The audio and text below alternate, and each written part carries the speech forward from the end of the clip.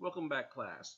We now start Chapter 4, focusing on the historical development of philosophy of mind. This also begins the second part of our textbook. As we start talking about philosophy of mind, we need to ask ourselves several questions. Does the mind exist? What is the nature of the mind? How is the mind related to the body? And can a machine have a mind? This lends rise to the discussion that we've seen oftentimes that occurs in the movies, such as the Terminator movies, the rise of the machines, when machines all of a sudden achieve artificial intelligence. Now, we also ask these questions. How can a mind emerge from purely physical processes? What is the relation between conscious awareness and neuronal activity in the brain? And how exactly do neurobiological processes in the brain give rise to consciousness? The mind is mental versus physical. The mind is mental in nature, encompassing a variety of mental phenomena such as sensation, perception, feeling, emotion, thinking, and so on. These mental states are subjective and private. They cannot be witnessed by other observers. For example, color perception. Imagine two persons who have same experiences of the world but with different colors. Alice's world is red, green, and blue. But for Mike, he sees different colors. As opposed to red, he's actually seeing green. And for green, he's actually seeing blue, and so on. Well, we don't know what's going on inside Mike. We don't know what's going on inside Alice. If we were Alice, all we know is Alice's perspective, their subjective reality, whereas Mike is unknown to us. Can this difference be discovered by observing their behaviors in brain states? The difference may lie only in the quality of their visual experiences, but not in any physically and behaviorally identifiable ways. So we simply can't know. That is one of the difficulties we have when we talk about the mind, or at least other people's minds. So in the philosophy of mind, we have this term qualia, a philosopher's term for the introspectively accessible, distinctively subjective experiences of mental states. Perceptual experience is seeing red, hearing music, smelling sea air. Bodily sensations of feeling itchy or feeling pains. Not all mental states possess this qualia. The experience of suddenly understanding a math problem, that aha sensation that we feel when we understand the solution to a problem. It's hotly debated, hypothetical construct that is non-physical. Are qualia irreducible? Can they be broken down? That is, intrinsic qualities of their bearers. How do qualia relate themselves to the world outside? This is also part of the mind-body problem. Now, another particular issue that we have when we talk about the mind. Is it possible or even allowed for one mind to study and understand another? This leads to what they refer to as an infinite recursion problem. It's like, what does it mean when you are standing in front of two mirrors, one behind you and one in front of you, and you see this infinite progression of yous that go down, down, down, down, down, down, down into infinity? Well, the problem is that using something to the same something to study the something can be a difficult thing to try to process. And to that extent, it's difficult. So the notion is studying the mind has several issues tied to it. One, it is something that is totally subjective, at least so far. It's something, too, that we're using the mind to study the mind, which can be, again, an infinite recursion problem. So, in studying the philosophy of mind, we talk about ontology, the study of the nature of mental states, and their relation to physical states. The theories of mind that we'll overview now are materialism, immaterialism or idealism, dualism, and functionalism. So, materialism. Materialism basically states that nothing exists but matter. Mental states are nothing but sophisticated states of the brain, a physical system. The physical systems brings about this thing we call mind, and thus it can be reduced to biophysiochemical phenomena. So the mind can be broken down into biological, physiological, and chemical. The pattern of neural firings defines the mental state. Such things suggest reductionism that we can see in neuroscience. So when we are thinking, these things can be broken down into their material component parts, the things that make it up. So the next one is immaterialism or idealism. Everything that exists is mental. Everything is mental. And there is no such thing as the material. No material things exist. There is nothing. The chair you're sitting in doesn't really exist. The computer you're looking at doesn't really exist. The world, the self, and its surroundings is nothing but a pure creation of the mind. Reality as we know it consists wholly of minds and their ideas. No mind, no reality. Material things are nothing but collections of ideas. This is an idea that we'll see proposed by Berkeley. And it should be noted he has a phrase, I will not try the Latin version of this, but it basically says this: to be is to be perceived. To be, to exist, is to be seen.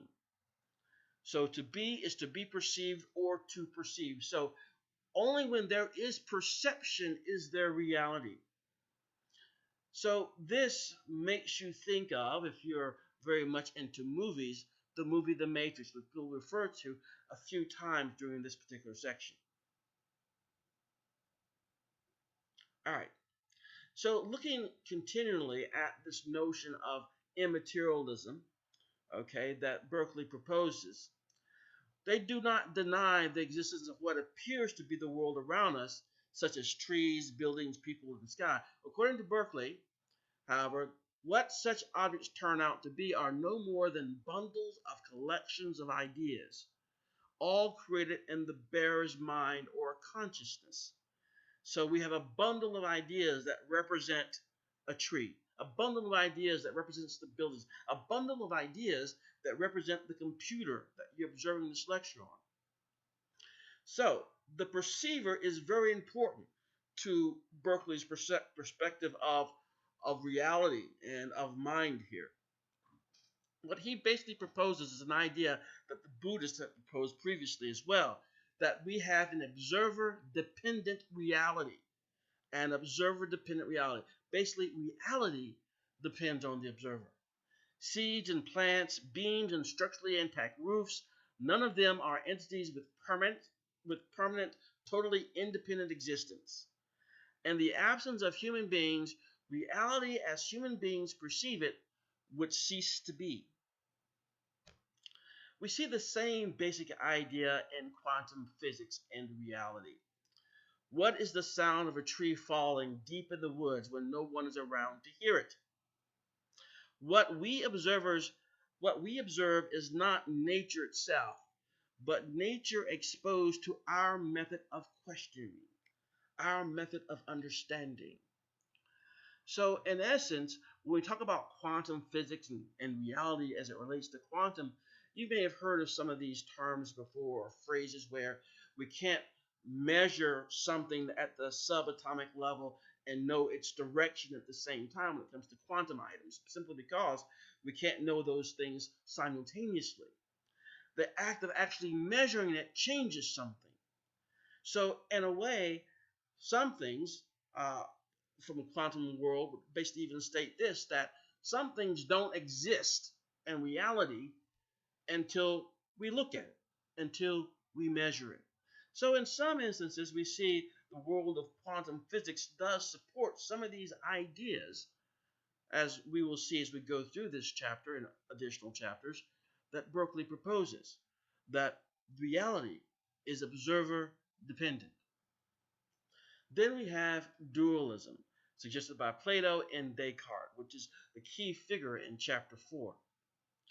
Mind and matter slash body are two completely different kinds of substances, each capable of existing independently of the other and one being causally linked to the other. So we have the mind, which is non-physical, non-matter, and we have the body, which is physical. And they are two completely different kinds of substances, and they both can exist. They are both independent of one another, but they are linked. Now, why do they come up with some of these thoughts and questions? Oftentimes we hear that scientists are considered to be atheists, they don't believe in God, but that's not always the case, and definitely not what these early philosophers that we're talking about here. Descartes in particular, as well as others during this time frame, were very interested in these ideas because they wanted to know what would happen if, for whatever reason, our bodies were destroyed. If our bodies are destroyed and the rapture occurs, are we okay?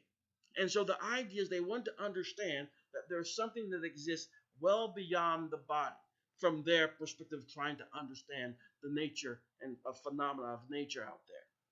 So mental states are not reducible to the physical states. Sensations of pain in the mind versus physical object that cause the pain, the matter or the body. So the question arises naturally is then, how is the mind related to the body? Again, part of the big mind-body problem that we try to address, or at least Descartes raised for people to try to address. Then we have functionalism. A mental state is nothing but physical states described functionally. A mental state is defined by the function it serves or performs and is characterized in terms of its role in relating inputs to outputs and its relations to other mental states. Nothing more, nothing less. So here, the focus is not about whether or not matter exists or mind over matter, okay, or mind and matter are together and separate. The idea here, those things don't matter. What matters is the function. What and how does it function? So, feeling pain is a mental state. So, what makes this mental state? We have the input, injury or trauma to the body. 2, we have a causal relation, produce the belief that something is wrong with the body and the desire to be out of that state. And 3, output, moaning and wincing. So, this describes the function. The function of this thing that we call mind is the key thing. That is the reason. The mind is about functioning, functionality. What is the purpose? Well, obviously the purpose here is to try to get ourselves out of an uncomfortable state, which lends itself obviously to aiding us and our survival. Now, there's this idea too called multiple realizability of functionalism. According to the functionalistic view, and any other physical system that undergoes the same causal sequence as above can be characterized as a mental state of feeling pain. Let me cut to the chase here. What it really comes down to is this. We have a brain, okay, and our brain serves a certain function. Well, many types of physical states can do the same thing that a brain does. And we can see this physical state can serve the same function. So we can generate the mental state and multiple realizable ways. So we can make a brain out of pudding. Okay, we can program a computer with chips and circuits to have the same type of relations. As long as it serves the same function, we can realize this mental state. That is one of the key essences of understanding of what functionalism is about. Now we talk about Rene Descartes, which is the key focus of this chapter that introduces the discussion and topic of philosophy of mind.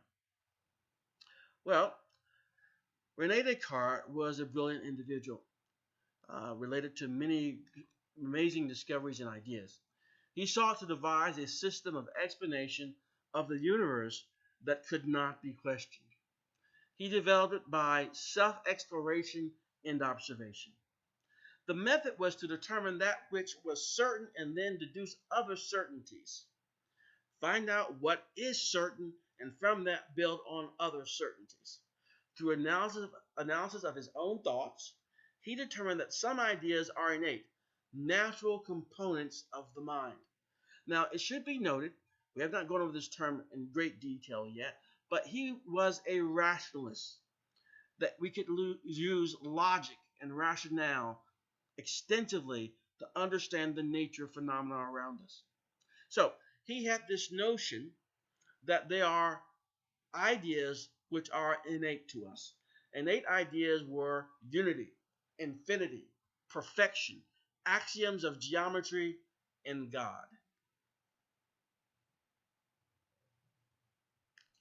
In addition to the validity of rational processes, knowledge gained through the senses could be accepted because God, being perfect, would not and could not deceive us. Sensory information had to be analyzed rationally to determine its validity. Now, let me point out why this is. At one point, Rene Descartes realized that we could not fully trust our senses. Remember, during the time of the empiricists, it was all about what you could sense. That's how we learn knowledge about the world. He being Rene Descartes, realized that that is not necessarily going to be the case all the time, because our senses lie to us on several, numerous occasions. We can believe something to be a certain way, but it's not actually that way. We can perceive it, and we can be wrong. How many times have you seen somebody in the distance, and you run up to them, and you tap them on the shoulder, and you thought it was your friend? It turns out you were wrong. Your senses lied to you, or were not accurate enough for you. Sometimes our senses can be changed based on the idea of we are in a really, really cold outdoors, and then we go inside to a hot room, but the room is only hot because you're comparing it to what it was like outdoors.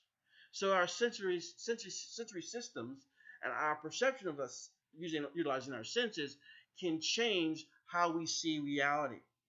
So he understood that this is a problem. And because of that, we had to use our rationality to determine the validity of what we had sensed.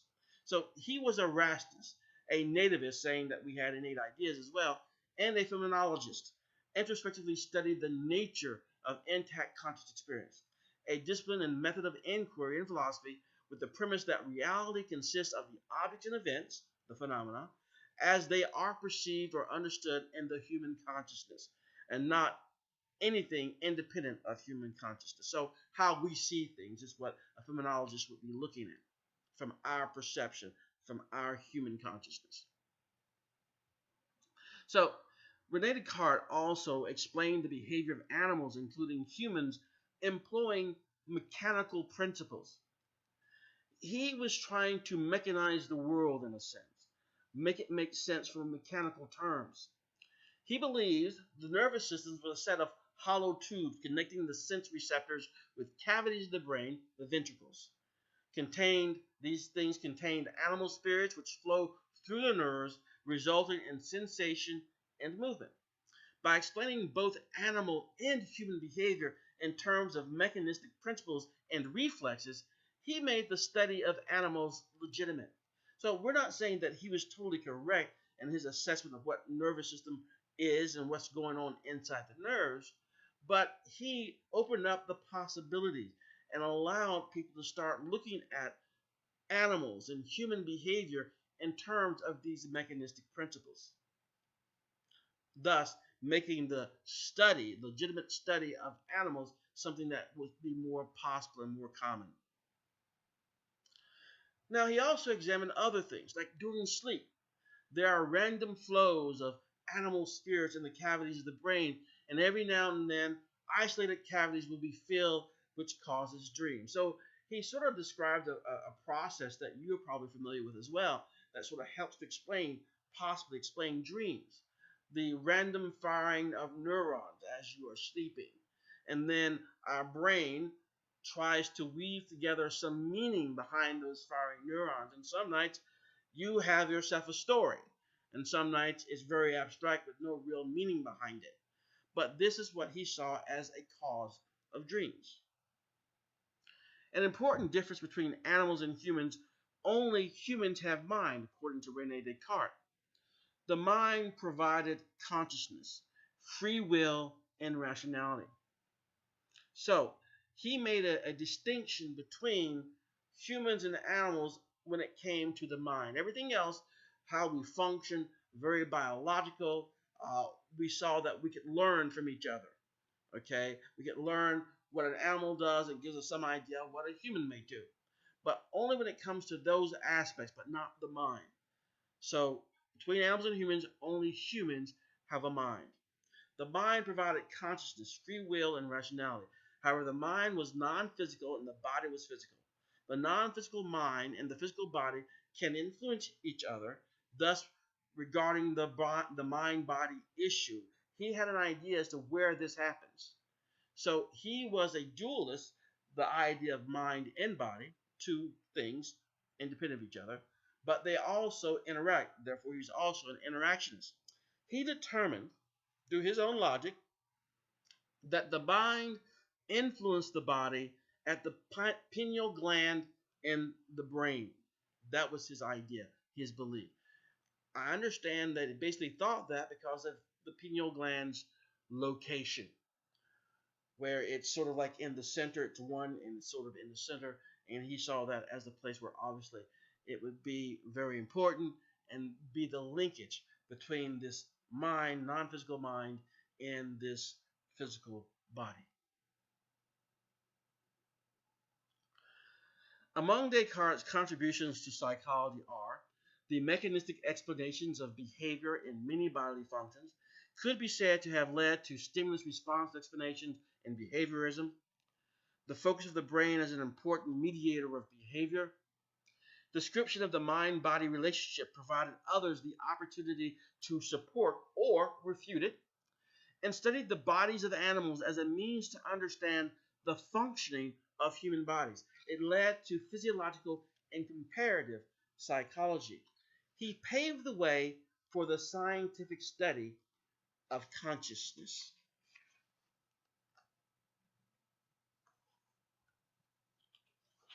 So Descartes is considered to be the father of modern philosophy. He influenced also the development of psychology, as we've just seen.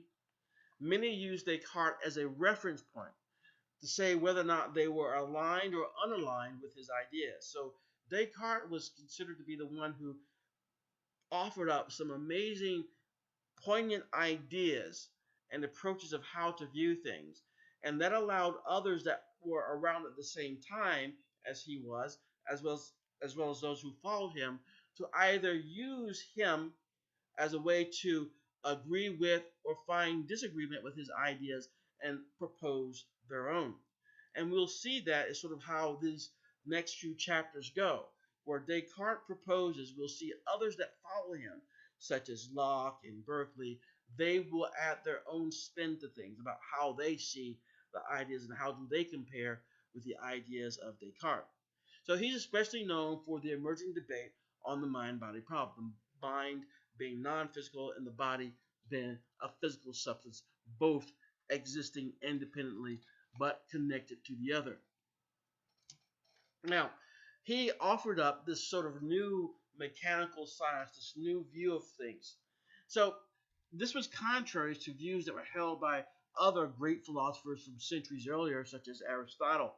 Contrary to Aristotle's views, items possess their own special essences. Why does a rock fall? And why does fire burns toward the sky? The rock falls to earth simply because it wants to be with other rocks. The essences sort of attract each other. Why does a fire burn? It burns toward the sky because that's where the sun is. So these ideas of essences, special essences, existed for some time. But what Descartes was doing was trying to move away from this by mechanizing the universe, by saying there isn't any type of special essence involved here, that these are other mechanical means to why these things happen. So to view the natural universe and the entities that comprise it can all be thought of as machines of greater or lesser complexity. We're all made up of the same stuff.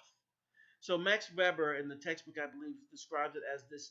This led to what he referred to as the disenchantment of the world, because now there really wasn't any special stuff that kept the world going and kept the world moving, but there was all just mechanical stuff.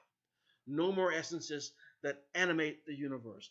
It was all a mechanical operation, okay, that could be to greater or lesser complexities.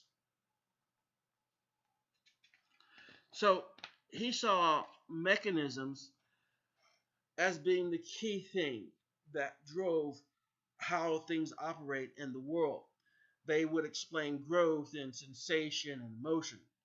Uh, During this time, maybe inspired by Descartes, we had automata, little humanoid models that move, used for entertainment for the very wealthy. And so the idea here, this sort of communicates that same notion that we are machines, more complicated machines, complex machines, but nonetheless, we are machines that could be understood. So bodily movements do not require a soul to explain its movement. It doesn't require it. Now, obviously, what does this mean? Think about what we've seen already. He says that we can learn from animals, but he also made a clear line in the sand saying that animals may have this mechanization like humans do, but they don't possess a mind / a soul. So body movements do not require a soul to explain its movement. Reflex, a behavior automatically produced in response to sensory stimulus. We see this too. It does not even require a mind. The hand jerk from a fire needs no brain, no mind, nor soul to explain that behavior. It's a feedback loop that's automatically controlled. We put our hand down, we pull it back automatically, and then we get the after action report that something just happened. And you realize my hand was on something that was hot, and it automatically pulled back, and your brain, your mind was made aware of it after the fact. So motor behavior control via information on success and failure or danger. So he also thought about other things that could not be mechanized. So some phenomena, according to Descartes, could not be mechanized. Conscious perception and the intelligent use of language. These are due, from his perspective, to the soul, the immaterial. So this is why we can't see some of those things in animals. This conscious perception of understanding to a high level and the use of language. These are things due to the soul, not part of the mechanized world.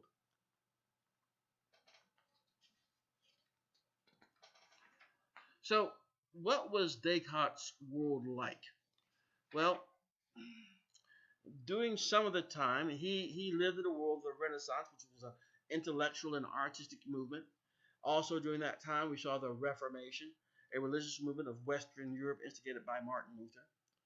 Scholasticism, the philosophy of the Middle Age, was based on the ideas of Aristotle, and those were some of the things that were still in sway at the time, and so we saw that he was sort of going against some of these older ideas. We also saw skepticism. Human knowledge is fallible, and that true and certain knowledge can never be attained. That's the belief of skepticism. Now, obviously, Descartes was a little bit put back with the idea that we did not have this certain knowledge. But that's what he wanted. He did not feel comfortable not knowing the truth. And so he was ultimately trying to find the truth of everything. So finding certain knowledge was a major goal of his. He used what he refers to as the method of doubt to reject all supposed knowledge that could possibly be doubted in the hope of arriving at knowledge that was immune to doubt. The first possible source of knowledge, the senses, was the first thing that we realized, according to Descartes anyway, that could deceive us. We see things all the time which are incorrect, that are not true. We see things like illusions. We misperceive things. And so because of that, we cannot trust our senses. That's why he began to rely a lot more on rationality, rationalism. So, what did lead him back to the table? Something that he could not doubt, something that he felt certain of. Certain knowledge is what he was looking for. What can we not doubt? I think, therefore I am. I think, therefore I am. This was the new core to his system. That he now had what he saw as certain knowledge of his existence in one way. This was basically communicating this notion. Because he was doubting what knowledge is like, he knew that he was doubting.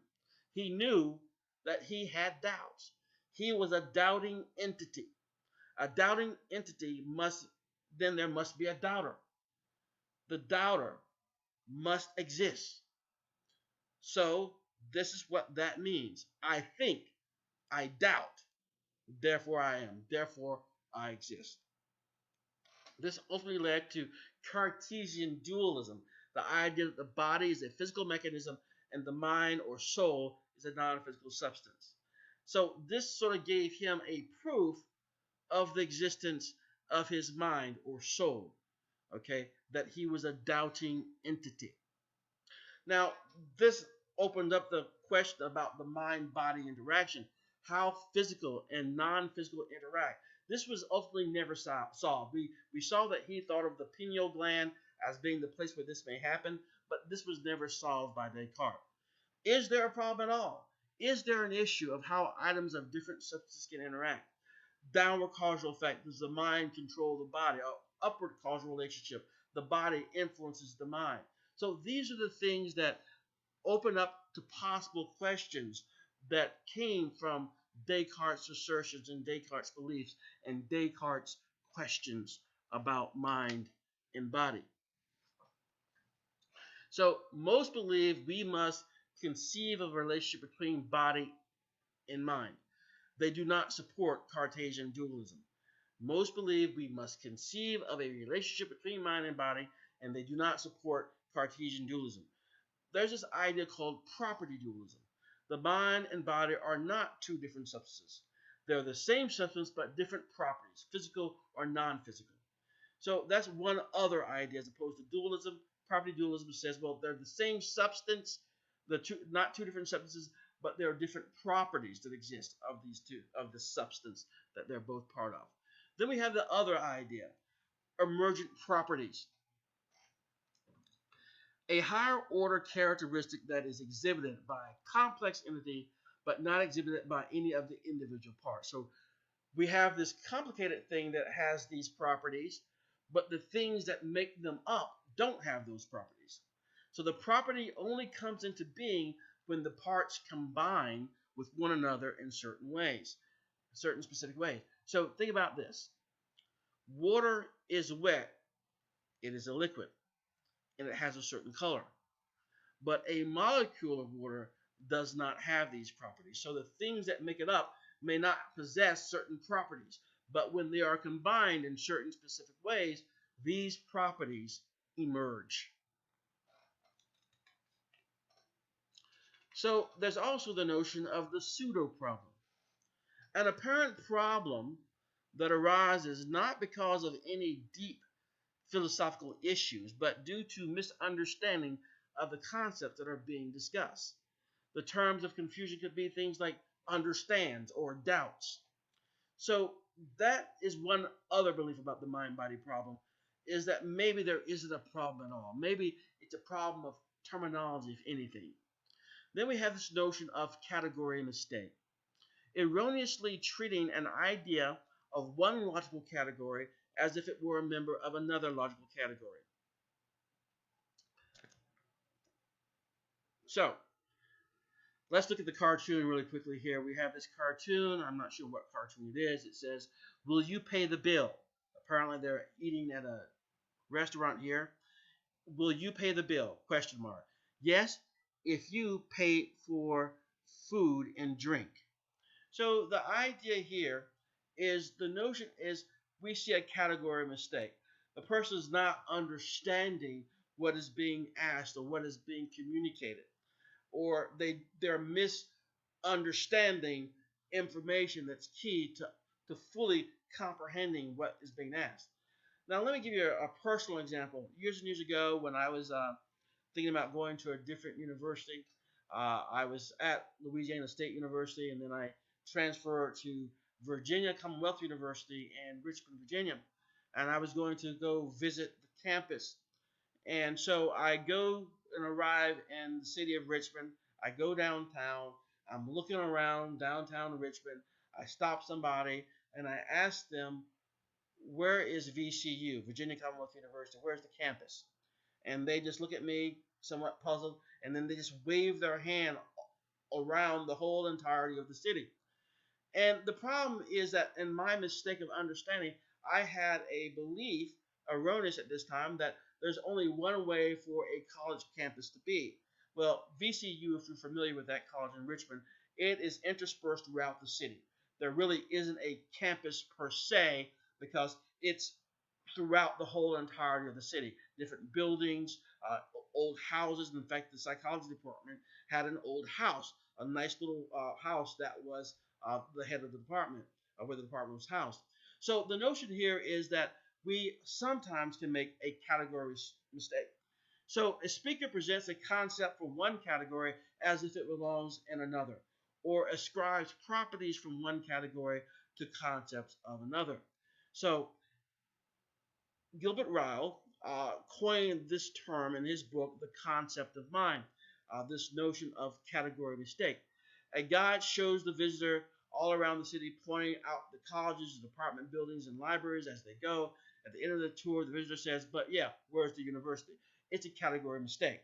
This is the category mistake. The visitor is treating the university as if it were part of the category of buildings, rather than as what it actually is, a collection of institutions, some of which are housed in buildings of their own. So the notion here is that category mistakes is just issues of communication to an extent. Let's look at this particular cartoon here. So comic strip here. So what time does the game start? One guy asks the other, they're fishing. He says 2 p.m. Dang it, all I brought was an AM radio. So obviously, laughter continues here. But the idea is that they're making a category mistake here. So the AM radio, the idea is the AM is morning time. So can't listen to it because you only got an AM radio. So the notion here is that category mistake may be an indication of what some of these problems of the mind-body problems that exist, they could be a variety of things. They could be category mistakes. They could be us misunderstanding what properties really mean and things of that nature.